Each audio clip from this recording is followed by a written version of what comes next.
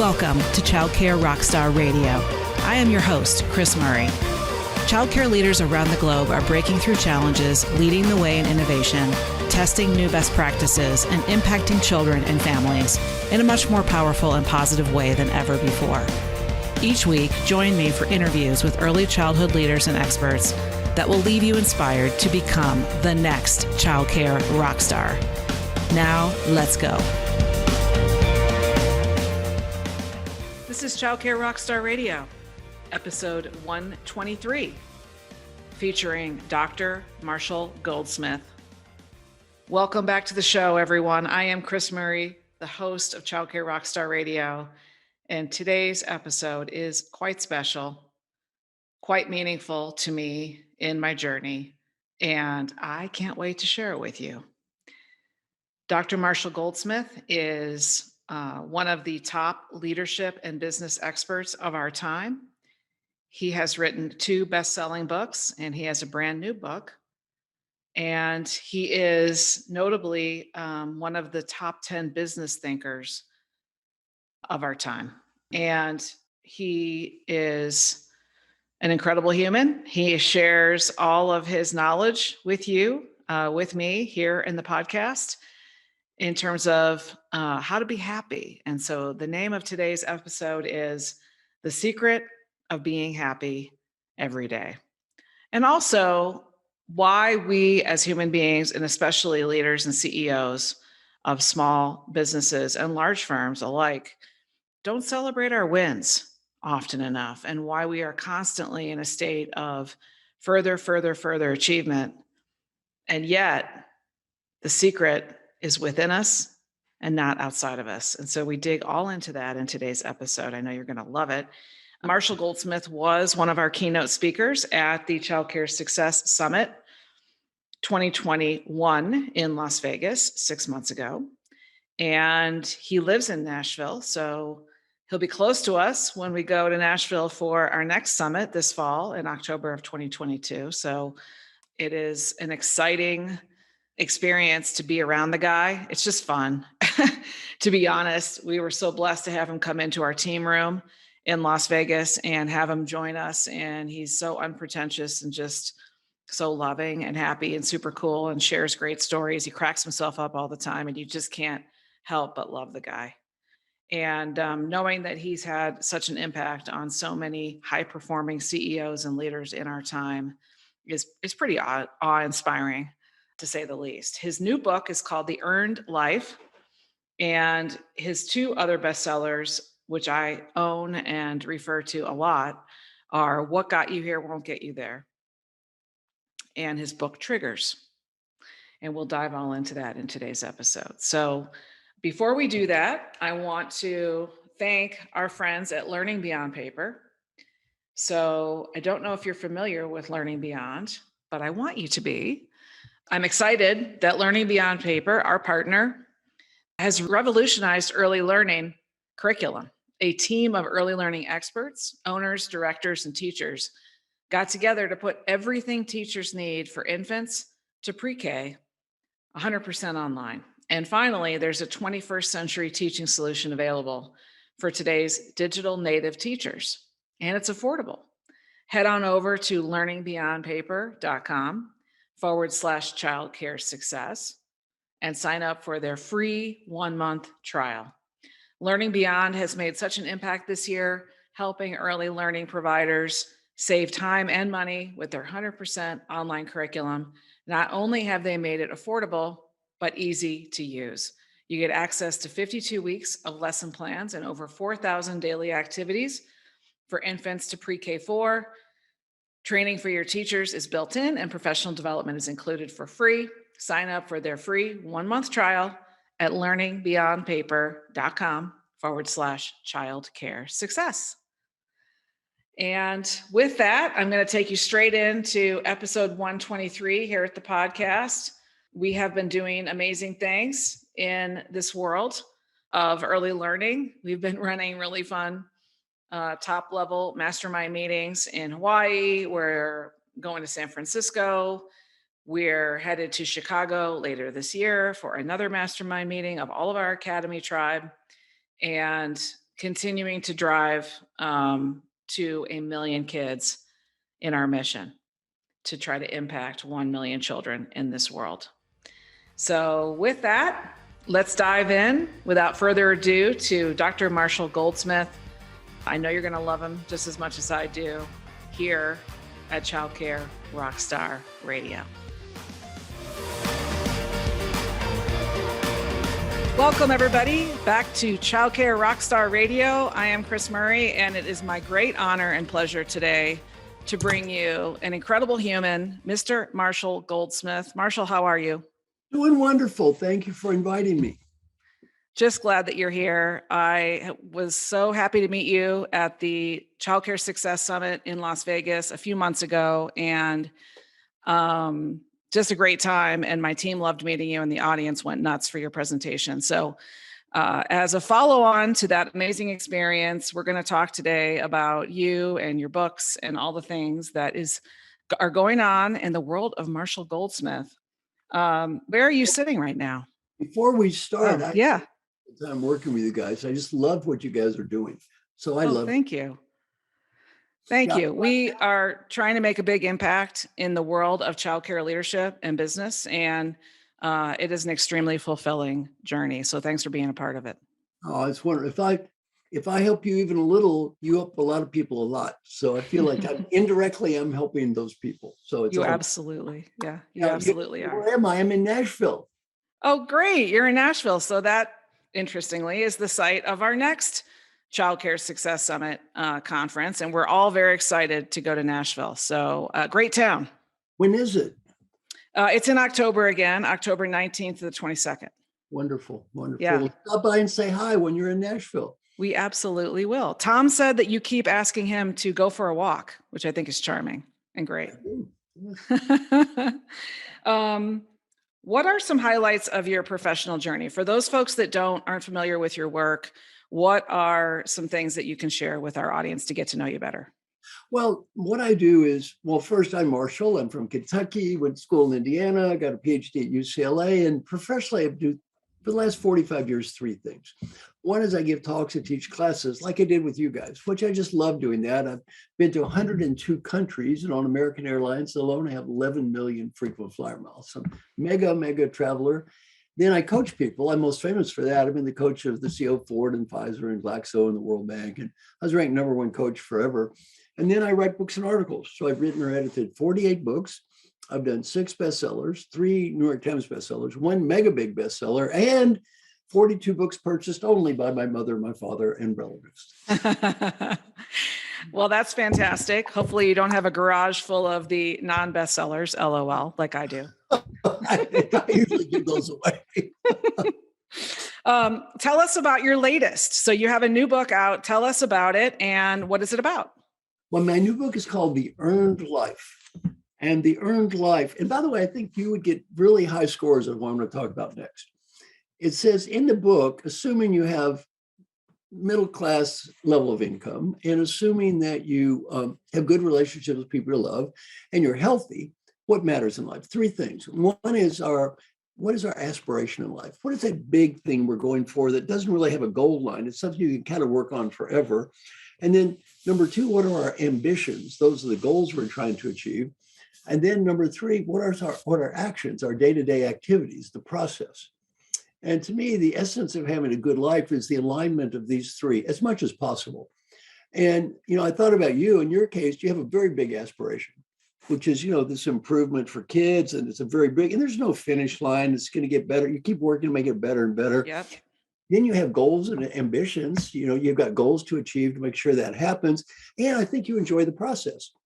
So, to me, you would be a good example of a person who's pretty much, along with what I talk about in my book, pretty much aligned. Most humans get stuck in the level of day-to-day actions. They wander through lives. They're good people. They do what is in front of them. They watch the TV show. And that's true for most humans in history.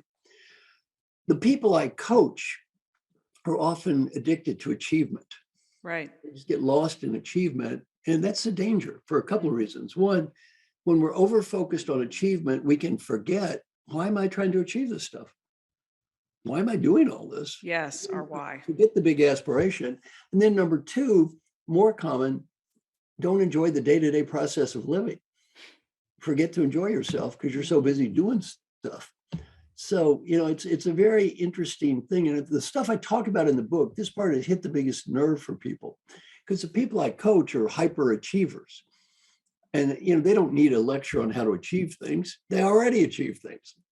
It's how do you deal with this balance in life of the alignment in life of our achievements, our aspirations. And I'll tell you one story in the book I love. It's the marshmallow test. There's a famous research with kids about marshmallows. So you give a kid a marshmallow. If the kid eats one, that's all they get. But if they wait, two, they get two if they wait. But what they didn't do, and then the learning point is delayed gratification is good. That you should always delay gratification, and that's a good thing. The people I coach always delay gratification. That's not the problem. What they didn't do in the research is after the kid gets two, say, kid, wait a little bit more. 3, wait some more. 4, 5, 10. And then where do you end up? You end up with an old man looking to die in a room surrounded by uneaten marshmallows. Exactly. Sometimes you got to eat the marshmallows. I absolutely agree with you. I was just in Hawaii last week with our high-end clients celebrating life and doing really fun things. And more of it was more fun and experiences than it was work, but it was definitely a blend. Why do you think it's so difficult for humans, especially top CEOs and leaders, to celebrate our wins and to eat our marshmallows? Like, what is that about? Well, one of the reasons is in our society, we've been hammered with one message. It's all going to be better when. Everything's going to be okay when. Now, there's one art form that I think you've seen hundreds of thousands of times, and it's the biggest art form in our society. And it's always the same. There is a person. No, the person is sad. Oh, they spend money. Oh, they buy a product and they become happy. This is called a commercial. I don't know if you've ever seen it. How many times have we been hammered with this message? And the message we get is it's always out there. Yeah. And the other problem with achievement is you never achieve enough. So one of my coaching clients is Albert Bourla, the CEO of Pfizer. He had a big year. Hey, how's it going, Albert? Well, we came up with this vaccine thing, very good, and this pill's good, and stock's high, and wrote a book, CEO of the year, on and on and on. I said, what's your problem? He said, I have a huge problem. Next year. What am I going to do next year? And it's so hard for us not to get addicted to next year. Right. I mean, Michael Phelps, the Olympic champion, after he won his 25th gold medal, he thought about killing himself. Why? Nothing left to achieve. Right. All players, basketball players, many of them have terrible time after they quit. So it's hard not to get addicted to achievement. And one of the guys in our group is called Safi Bahcall, brilliant guy, PhD physicist from Stanford, and wrote a book called Loonshots. And he's worth tens of millions of dollars and consults with presidents. He said he finally learned something. And he's a scientist, so he talks this way. He thought that happiness was a dependent variable based on achievement. And he finally realized, no, you can be achieving a lot of stuff and be happy. You can achieve a lot of stuff and be miserable. Yeah. You can achieve nothing and be happy, and you can achieve nothing and be miserable. So he said he finally realized happiness and achievement are independent variables. And you want to achieve to achieve. Achievement is good for achievement. And you want to be happy to be happy. Yeah. But don't confuse the two. Totally. Can't agree with you more, Marshall. Speaking of happy, one of the things that I noticed hanging out with you and that my team noticed, you can't help but notice it on Marshall, is he really is, I feel that you just are intrinsically happy. You're one of the happiest guys I've met. And I don't think you're faking it. So my question is, how do you show up in life every day so happy? And what do you do on days when you're just not having a good day? How do you turn it around? I'm going to tell you the secret. Are you ready? Yeah, I'm ready. Here's the essence of being happy. There's only 1 second in time, one tiny second. You need to learn to be happy. That's all. Just 1 second. You know when that is? Now. That's it. Yeah, that's it. Just now. You don't next week, next month, next year. No. Right. That's the great disease. I'll be happy when. Forget that. Be happy now. Yeah. Be happy now. And to me, Every day, one of the questions I evaluate myself on is, did I do my best to be happy? In my book, Triggers, I talk about 3 medical doctors I coached. And I can mention their names, so I have their permissions. Dr. Jim Kim, simultaneous MD and PhD with Harvard in anthropology in 5 years, then became president of World Bank. Then I have Dr. John Noseworthy, head of the Mayo Clinic. And then I have Dr. Raj Shah, who was head of the USAID when he was 37, reported to Hillary Clinton. So, the smart guys. So I'll ask them the same question independently. So on average day, 1 to 10 scale, how would you score on, did I do my best to be happy? They all had the same answer. Never dawned on me to try to be happy. Never dawned on me to try. Never thought about it. They're all medical doctors. I said, did it dawn on you you're going to die? Did they cover that in medical school, that death thing? They kind of brought that up in medical school, this death thing. Now I said, do you think this is a silly question or a stupid question? I said, no, it's a great question. I just forgot to ask. Right. One of the reasons people aren't happy is they forget to be happy. Right. And it's a choice. Yeah. These are 3 of the smartest people I've ever met in my life, right? Geniuses. Yeah. They never thought about, oh, happy. That's a good idea. Why don't I do that? I'm going to die anyway. Might as well be happy. So you keep these reminders or these check-ins for yourself on your phone. Maybe it's in your notes. Or what are some little tricks that you use like that to I have what's called a daily question process. Okay. So I've got a whole list of questions that represent what's most important in my life. If any of you listeners want an article about this, send me an email, marshall@marshallgoldsmith.com. I'll send you a copy of it. But anyway, I got all these questions and they're all ranked. And then every day I evaluate myself on how I did. And then I get a scorecard at the end of the week. Now, I warn people in advance, a scorecard at the end of the week is not as pretty as a corporate values plaque you see stuck up on the wall. You do this every day. You realize I make mistakes every day. Now, my wonderful introduction you gave me there when we were last together, you left out one important thing. Every day I screw something up. You left that out of my introduction. How do I keep in track? I have somebody call me every day. He just called me, by the way, 15 minutes ago. Okay. Now, my friend now is named Mark Thompson. I've had various people do this over 25 years. Uh-huh. Every day he calls me up just to check in. How am I doing on my list? Every day. Wow. Now, somebody asked me, why do I do this? Don't I know the theory about how to change behavior? I wrote the theory about how to change behavior. That's why I do it. My name is Marshall Goldsmith. I'm too cowardly and undisciplined to do any of this stuff by myself. I need help and it's okay. Yeah. We all need help. I talked about that at your conference. I need help. You need help. We all need help. By the way, my clients are among the most distinguished people in the world. They need help. How many of the top 10 tennis players have a coach? 10? All. Yep. Those people you coach. They're good people. Yeah. They're humans. They need help. We all need help. Yes, absolutely. And I completely agree. I've always used coaches. I love everything you're sharing. It's so good. I got some questions from my team members. So before I continue with my own, Leaders Eat Last, I'm going to share. So what I did, Marshall, is I went into our team communication platform and I said, hey guys, you guys remember having breakfast with Marshall, right? And how amazing it was. I said, if you guys give a question, I'll give you a shout out on the podcast. So if you had a chance to ask Marshall anything, what would you ask? So I'm going to ask you a couple from them. So Katie Lou from Colorado wants to know, where do you find the motivation to just keep going and serving your mission at times when you feel defeated and it's hard to keep on trucking? To be honest, I don't really feel defeated a whole lot. See, I've got a good gift.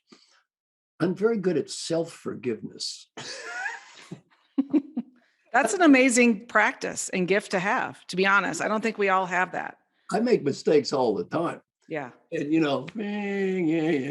just let it go, let it go. One, I'm very good at self-forgiveness. Two, I just love what I do, as you said. Now, I don't really have to be talking to you right now. You know what I could be doing instead of this? Well, I could be playing crappy golf with old men at the country club while eating chicken salad sandwiches and discussing gallbladder surgery. Right. So why am I doing what I do? Because I like doing it. I mean, and by the way, if I'm not having a good time, whose fault is it? I don't have to do anything. It's my fault. I'm not to blame here. If I'm not having a good time, I'm an idiot. I love that. So thank you for that clarity. It's just, you're spot on it, Marshall. I love it. So my teammate, Kat Fisher in Michigan, wants to know, how do you find courage to do things that scare you in life, but you know will ultimately move you forward? Okay, a couple of things. One, don't worry so much. People worry too much. Don't go worrying so much. Two, don't get fixated on the outcome. You're sitting there fretting about this may not work. Well, look, if you either do or don't want to go for it. If you want to go for it, go for it. You don't want to go for it, don't go for it. If you go for it, realize I may or may not win. Yeah. Make peace. If you don't win, you don't win. Move on. Just make peace. And all we can ever do is just do our best. All you can do at any point in time is do your best. One of the guys in my 100 coaches group is Harry Kramer. He was the CEO of Baxter. And, he's had to make hard decisions. And so when he asked him, how do you make these hard decisions? He said, I only asked two questions. One, did I do what I thought was right? Did I do what I thought was right? And did I do my best? The answer is yes and yes. Make peace. Yeah. In life, do what you think is right, do your best, and make peace. Why do that? So related to being afraid, my daughter in Hawaii last week is afraid of deep water where she can't see the bottom because she's afraid the fish are going to eat her toes. And she was afraid to come snorkeling with me. We were off of a boat snorkeling with sea turtles.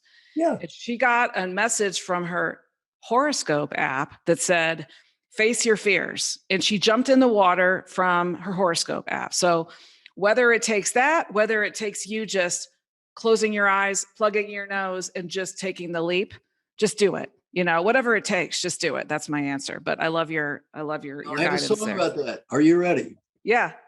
Don't wait. Don't hesitate. Let's move before they raise the parking rate. You know what? My life is complete now. You're singing on my podcast. I'm good. I can go home. It doesn't get better than that. Yeah, I'm living here in Nashville, and I've got some fancy neighbors. One of my neighbors is in the Rascal Flats. Nice. And one of them is Keith Urban, who's got a famous wife, Nicole Kidman. Yes, and across the street is Taylor Swift. I think they're all somewhat threatened by my singing skills. I think so too. Watch out, Taylor. Marshall is on your heels. I'm going to come hang out with you just so I can see all those celebs. Okay. Just kidding. My final question from a teammate is Donna in South Carolina. Donna Jensen wants to know, if you could live your life all over again, what is one thing that you would or would not change for any amount of money? I wouldn't change anything. Now, here's why I wouldn't change anything. I love my life. I've been incredibly blessed. I was brought up in a poor area. We had an outhouse the first 4 years I was in school. I didn't go to Harvard Prep. The odds on me writing 3 New York Times bestsellers and living the life I am and working with people like you are close to zero. And you know what? If I changed anything, I'd get rid of a lot of those mistakes, but I'd also get rid of everything I learned from those mistakes. And it doesn't work two ways. Yeah. If you get rid of the mistakes, you get rid of everything you learned. And you know what I change? Nothing. I'm good. I'm good. I love it. I love it. Let's talk about when you were earlier in your career and you started developing a following and you started writing books that even became more and more popular about leveraging. So leveraging your success or following your path to continue to, play a bigger game or whatever kind of some of those cliches are. But in terms of leveraging what you've built and continuing to grow, what are some things around that you can share that you've done?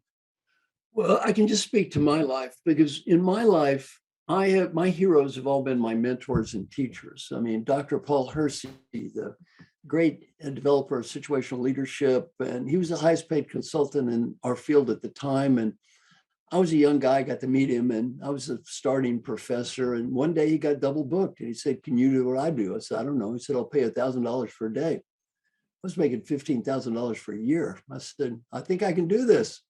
Well, I did a program. They were very angry when I showed up because it wasn't him, but they loved it. And that's how I got into speaking. Uh-huh. And, I've met Peter Drucker and Warren Bennis and Francis Hesselbein and just these amazing, iconic people. Mm-hmm. So in speaking of growing and leveraging, my limited advice is figure out who your heroes are, meet people like them, and do your best to be like them. And I'd say that's a lot of my life, is just meeting these people who are my heroes and learning from them and trying to be like them. Mhm. And now I have my program called 100 Coaches, where I adopt people. And it's the same idea. And I came up with this idea of, I'm going to adopt 15 people, teach them all I know for free. And the only price is when they get old, they have to do the same thing. So I made a little video and put it on LinkedIn, thinking 100 people would apply and I'd adopt 15. Over 18,000 people have applied. And now I've adopted about 370. And the idea is just give things to people, and there's no charge and there's no expected payback. The only thing is that they give something nice to someone else. That's great. I love that. I heard you speaking about Frances Hesselbein when I saw you in an earlier conference, and I went and looked her up. She's quite remarkable, and she's definitely somebody that I follow as well. Can you tell us a little bit about working with her? I don't know if she founded Girl Scouts of America or was the CEO leader of it, but tell us just a little bit about Frances and anything you can share, because I think a lot of the audience members might love to have awareness of her. Well, I could probably talk for several hours about her, because she's one of my best friends and also our greatest hero. Well, Frances, I met her. I did volunteer work for the Red Cross, and the CEO of the Red Cross introduced me to her when she was CEO of the Girl Scouts. And, I did volunteer work with her. I was her coach, which was kind of, Peter Drucker said she's the greatest leader I ever met. So I'm not sure how much coaching I actually did. She might have learned a little from me, but I learned a lot from her. And she's been kind of a lifelong friend of mine and just a wonderful, wonderful, wonderful human being. I'll tell you one story about her that to me just captures it. I called her up, and she wanted me to do a program for the big Girl Scout leaders in New York and LA and Chicago, all the big cities. And I said, well, Frances, I'd be happy to do it, but I can only work on Saturday. I'm booked every day before that. She said, look, you're the volunteer, not us. You show up, we show up. Well, then I said, I'm embarrassed to say I'm in a different city every day, and I got to get my clothes cleaned sometimes. And can you help me?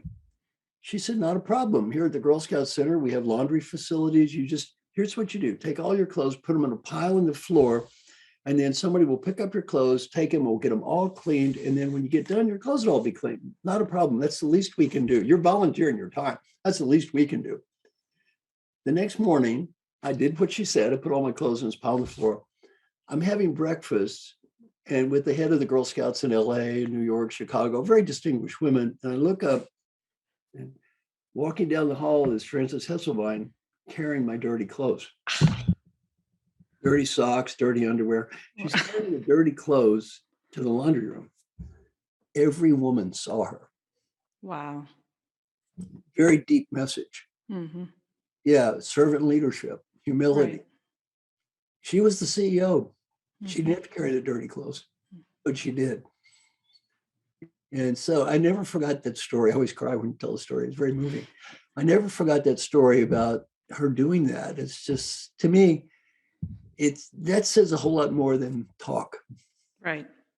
Yeah. Well, that leads into a question that I wanted to ask you about leadership, which is the traits that great leaders really display, and how do great leaders stand out versus folks that aren't, whatever, the others. So with that, I mean, you just spoke to that, which is servant leadership, being willing to do the behaviors and just, walking your talk, Right. and doing any job in your organization. There's nothing too low or too small Right. for a great leader. Is there anything else that comes to mind around leadership? Well, I'm not, although I got ranked #1 leadership thinker, I'm not an expert on all elements of leadership. My job is really just helping successful leaders get better. And three things really kick in for that. One is you have to have courage, because everyone I coach gets feedback, and you have to have courage to look in the mirror. You have to have courage to face yourself every day. It takes courage. Yeah. That's why I have somebody call me every day. I'm too cowardly to do it by myself. It's hard. It takes courage to do this. Number two, as you said, it takes humility. You know what I've learned as a coach? I cannot help a perfect person improve. If somebody's perfect, they don't need me. Well, I'm not going to help them get better. You have to have some humility. And then the third thing is you need discipline. Because all this stuff, when I coach people, it requires work. They have to do the day-to-day work to get better. And they don't get better because of me. they get better because they do all this work. So courage, humility, and discipline are the three things that stand out for me. Yeah. My final question, Marshall, is about relationships. So what are some questions that we should ask ourselves if we want to have better, stronger relationships? Well, I'm going to give you some questions not to ask yourself, but to ask the people you want to have relationships with. Get in the habit of asking them a question. How can I be a better? How can I be a better father, a better mother, better husband, better wife, better partner? How can I be a better son, daughter, better manager, better colleague? And then learn to just listen to people and thank them for their input and really focus on getting better. And as you recall, the session I did with you guys, everybody practiced doing that. Mm-hmm. And it's just a wonderful activity of ask them, how can I be a better? Right. Well, that's fantastic. And I know that that was one of the most impactful things when I got the feedback from the summit, because folks did go home from that event and they asked that to their loved ones and to their teammates. And this is a reminder watching this podcast that we need to continue asking that question. Because, I mean, whether we're going to ask it on a weekly, a monthly, a daily, I mean, how often do you ask? Well, most of us don't ask at all. Right. And so, I've kind of given up on trying to help people be perfect. Just a little better is fine with me. Yeah.